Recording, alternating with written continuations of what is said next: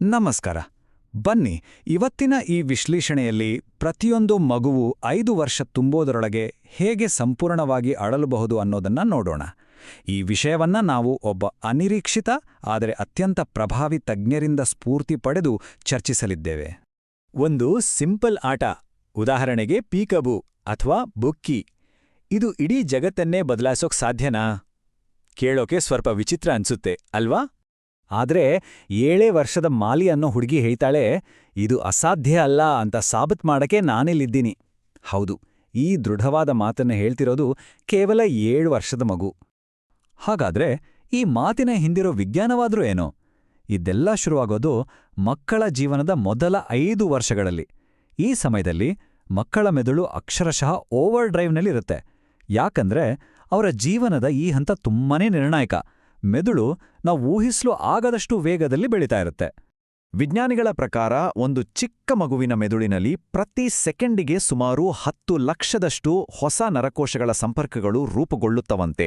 ಹೌದು, ನೀವು ಕೇಳಿದ್ದು ಸರಿ, ಪ್ರತಿ ಸೆಕೆಂಡಿಗೆ. ಮೆದುಳಿನ ಬೆಳವಣಿಗೆಯನ್ನ ನೋಡಿದ್ರೆ ಹುಟ್ಟಿದಾಗ ಇರೋ ಮೆದುಳಿಗೂ ಕೇವಲ 1 ವರ್ಷದ ನಂತರ ಇರುವ ಮೆದುಳಿಗೂ ಅಜಗಜಾಂತರ ವ್ಯತ್ಯಾಸ ಇರುತ್ತೆ. ಈ ಬೆಳವಣಿಗೆಯ ಪ್ರಮಾಣ ನಿಜಕ್ಕೂ ಬೆರಗುಗೊಳಿಸುತ್ತೆ. ಹುಟ್ಟಿದಾಗ ಮೆದುಳು ಒಂದು ಚಿಕ್ಕ ಕಿತ್ತಳೆ ಹಣ್ಣುಗಳ ಚೀಲದಷ್ಟು ಇರುತ್ತೆ. ಮೊದಲನೇ ವರ್ಷದಲ್ಲೇ ಅದರ ಗಾತ್ರ ಬಹುತೇಕ ಡಬಲ್ ಆಗುತ್ತೆ. 7 ವರ್ಷ ಆಗುವಷ್ಟರಲ್ಲಿ ಒಬ್ಬ ವಯಸ್ಕರ ಮೆದುಳಿನ 90% ಗಾತ್ರವನ್ನ ತಲುಪಿಡುತ್ತೆ. ಎಂಥ ಅದ್ಭುತ ಅಲ್ವಾ ಈ ಬೆಳವಣಿಗೆಯ ವೇಗ! ಹಾಗಾದ್ರೆ ಈ ಅದ್ಭುತ ಬೆಳವಣಿಗೆಗೆ ಸಪೋರ್ಟ್ ಮಾಡೋ ಆ 5 ಮುಖ್ಯ ಅಂಶಗಳು ಯಾವುವು? ಅವುಗಳೆಂದರೆ ಸಂಪರ್ಕ, ಮಾತುಕತೆ, ಆಟ, ಒಂದು ಆರೋಗ್ಯಕರವಾದ ಮನೆ ಮತ್ತೆ ಒಂದು ಒಳ್ಳೆ ಸಮುದಾಯ. ಸರಿ, ಈ 5 ಅಂಶಗಳನ್ನ ನಮ್ಮ ದಿನನಿತ್ಯದ ಜೀವನದಲ್ಲಿ ಅಳವಡಿಸಿಕೊಳ್ಳೋದು ಹೇಗೆ? ಇಲ್ಲೇ ನೋಡಿ, ಸರ್ವ್ ಆ್ಯಂಡ್ ರಿಟರ್ನ್ ಅನ್ನೋ ಒಂದು ಸರಳವಾದ ಆದರೆ ತುಂಬಾನೇ ಪವರ್ಫುಲ್ ಆದ ಐಡಿಯಾ ಬರೋದು. ಇದು ಆಟದ ಹಿಂದಿರುವ ವಿಜ್ಞಾನ. ಹಾಗಂದ್ರೆ ಏನೀ ಸರ್ವ್ ಆ್ಯಂಡ್ ರಿಟರ್ನ್? ಮಾಲಿಯ ಸಿಂಪಲ್ ಮಾತುಗಳಲ್ಲಿ ಹೇಳೋದಾದ್ರೆ, ಇದು ನಮ್ಮ ಜೊತೆ ಕನೆಕ್ಟ್ ಮಾಡಿ, ಮಾತಾಡಿ, ಆಟ ಆಡಿ ಅಂತ ದೊಡ್ಡೋರು ಹೇಳೋ ಒಂದು ರೀತಿಯಷ್ಟೇ. ಉದಾಹರಣೆಗೆ ನೋಡಿ, ನಾವು ಆಡೋ ಸಿಂಪಲ್ ಆಟಗಳು ಕೂಡ ಮಕ್ಕಳಲ್ಲಿ ದೊಡ್ಡ ದೊಡ್ಡ ಸ್ಕಿಲ್ಸ್ ಬೆಳೆಸುತ್ತೆ.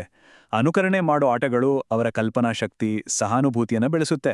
ವಸ್ತುಗಳ ಹೆಸರು ಹೇಳೋ ಆಟಗಳು ಶಬ್ದಕೋಶ, ಗಮನವನ್ನ ಹೆಚ್ಚಿಸುತ್ತೆ. ಮತ್ತೆ ನಮ್ಮ ಪೀಕಬೂ, ಅದು ಬರೀ ಆಟ ಅಲ್ಲ, ಅದು ಮಕ್ಕಳಲ್ಲಿ ನೆನಪಿನ ಶಕ್ತಿ ಮತ್ತು ನಂಬಿಕೆಯನ್ನ ಬೆಳೆಸೋ ಒಂದು ಪ್ರಕ್ರಿಯೆ.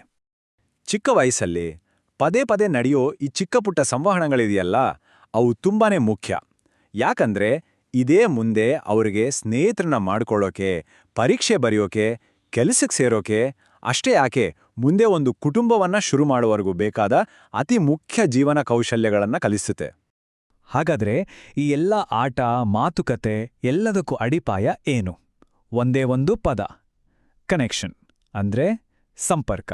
ಸಂಪರ್ಕವೇ ಎಲ್ಲವೂ. ಇದರ ಪವರ್ ಎಷ್ಟಿದೆ ಅಂತ ಅರ್ಥ ಮಾಡ್ಕೊಳಕ್ಕೆ ಬನ್ನಿ ಒಂದು ಲೈವ್ ಎಕ್ಸ್ಪೆರಿಮೆಂಟ್ ನೋಡೋಣ. ಸಂಪರ್ಕ ಚೆನ್ನಾಗಿ ಇದ್ದಾಗ ಹೀಗಿರುತ್ತೆ ನೋಡಿ. ಮಗು ಮತ್ತೆ ಪೋಷಕರು ಒಬ್ರಿಗೊಬ್ರು ಮಾತಾಡ್ತಾ, ನಗ್ತಾ, ಆಟ ಆಡ್ತಾ ಇರ್ತಾರೆ. ಇದು ಸರ್ವ್ ಆ್ಯಂಡ್ ರಿಟರ್ನ್ ಅನ್ನೋದಕ್ಕೊಂದು ಪರ್ಫೆಕ್ಟ್ ಉದಾಹರಣೆ. ಆದ್ರೆ ಪೋಷಕರು ತಮ್ಮ ಗಮನವನ್ನ ಬೇರೆ ಕಡೆ ತಿರುಗಿಸಿದ ತಕ್ಷಣ ಏನಾಗುತ್ತೆ ನೋಡಿ, ಮಗು ಕನ್ಫ್ಯೂಸ್ ಆಗುತ್ತೆ, ಸ್ಟ್ರೆಸ್ ಆಗುತ್ತೆ, ಕೊನೆಗೆ ಅಳೋಕೆ ಶುರು ಮಾಡುತ್ತೆ. ಇದಕ್ಕೆ ಕಾರಣ ಏನು ಗೊತ್ತಾ? ಮಕ್ಕಳು ಹುಟ್ಟಿನಿಂದಲೇ ಅರ್ಥಪೂರ್ಣ ಸಂಬಂಧಗಳನ್ನ ಹುಡುಕ್ತಾ ಇರ್ತಾರೆ. ಆ ಸಂಪರ್ಕ ಸಿಗದೆ ಇದ್ದಾಗ ಅವರಿಗೆ ಸಹಜವಾಗೇ ಗೊಂದಲ ಮತ್ತೆ ವಿಪರೀತ ಒತ್ತಡ ಆಗುತ್ತೆ. ಈಗ ಒಂದು ಕ್ಷಣ ಯೋಚನೆ ಮಾಡಿ, ಒಂದು ವೇಳೆ ಬಾಲ್ಯವೆಲ್ಲವೂ ಆ ಕೊನೆಯ 30 ಸೆಕೆಂಡ್ಗಳ ಹಾಗೆ ಇದ್ದಿದ್ರೆ, ಅಂಥ ಮಗುವಿಗೆ ಶಾಂತವಾಗಿ ಇರೋದು, ಸುರಕ್ಷಿತ ಅಂತ ಫೀಲ್ ಮಾಡೋದು ಅಥವಾ ಇನ್ನೊಬ್ಬರನ್ನ ನಂಬೋದು ಅನ್ನೋದನ್ನ ಕಲಿಯೋಕೆ ಎಷ್ಟು ಕಷ್ಟ ಆಗ್ಬಹುದು? ಆ ಪ್ರಶ್ನೆ ಅದು ನಮ್ಮೆಲ್ಲರ ಜವಾಬ್ದಾರಿಯನ್ನ ನೆನಪಿಸುತ್ತೆ. ನಮ್ಮ ಹಂಚಿಕೆಯ ಭವಿಷ್ಯದ ಕಡೆಗೆ ನಮ್ಮನ್ನ ತಂದು ನಿಲ್ಲಿಸುತ್ತೆ. ಹಾಗಾದ್ರೆ ಈ ಎಲ್ಲದರಿಂದ ನಾವು ಕಲಿಬೇಕಾದ ಪಾಠವಾದ್ರೂ ಏನೋ? ತುಂಬಾ ಸಿಂಪಲ್. ಕೇವಲ 3 ಪಾಯಿಂಟ್ಗಳನ್ನ ನೆನ್ಪಿಟ್ಕೊಂಡ್ರೆ ಸಾಕು. 1. ಮಕ್ಕಳ ಜೀವನದ ಮೊದಲ 5 ವರ್ಷಗಳು ಅತಿ ಮುಖ್ಯ. 2. ನಾವು ಮಾಡಬೇಕಾಗಿರೋದು ಸರ್ವ್ ಆ್ಯಂಡ್ ರಿಟರ್ನ್ ಅನ್ನೋ ಅಭ್ಯಾಸ. 3. ಇದನ್ನ ಯಾವಾಗ ಮಾಡಬೇಕು? ಎಷ್ಟು ಬೇಗ ಆಗುತ್ತೋ ಅಷ್ಟು ಬೇಗ, ಮತ್ತೆ ಪದೇ ಪದೇ. ಕೊನೆದಾಗಿ ಮಾಲಿಯ ಈ ಮಾತನ್ನ ಕೇಳಿ. ನಮಗೆ ಅಂದ್ರೆ ಮಕ್ಕಳಿಗೆ ಇದು ಬರೀ ಒಂದು ಆಟ ಅಲ್ಲ, ಇದು ನಮ್ಮ ಭವಿಷ್ಯ. ಈ ಒಂದು ಮಾತು ಆಟದ ಮಹತ್ವವನ್ನ ಎಷ್ಟು ಅದ್ಭುತವಾಗಿ ಹೇಳುತ್ತೆ ಅಲ್ವಾ? ಮತ್ತೆ ಅದರ ದೀರ್ಘಕಾಲೀನ ಪರಿಣಾಮವನ್ನ ನೆನಪಿಸುತ್ತೆ. ಹಾಗಾದ್ರೆ ಇವತ್ತು ನಮ್ಮ ಸುತ್ತಮುತ್ತ ಇರೋ ಮಕ್ಕಳ ಜೊತೆ ಸಂಪರ್ಕ ಸಾಧಿಸೋಕೆ ನಾವು ಯಾವ ದಾರಿಯನ್ನ ಕಂಡ್ಕೊಳ್ಬೋದು?